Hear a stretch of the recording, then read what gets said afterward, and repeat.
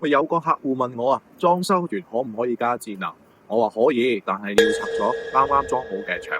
你係咪試過打工批好灰，地磚都鋪完，先發現想裝智能，但係智能開關就要零火線，你屋企嘅走緊單火線。師傅話要補嘈，俾錢，還要重新批灰。呢啲唔係你唔識，係根本冇人同你講過裝修要按順序嚟。全屋智能有5個階段，今日先講最多人錯過嘅3個。第一次一個人也沒有第一階段拆舊同埋隱藏工程評估，收樓開工前零火有冇，弱電箱夠唔夠位，呢步唔確認啊，後邊全部都係估下。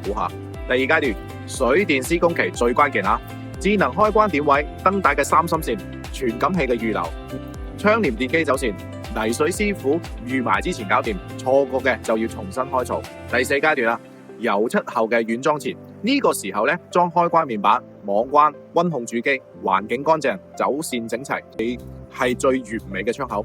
仲有第3同埋第5階段，留言智能水電，我發完整嘅5個階段清單俾你。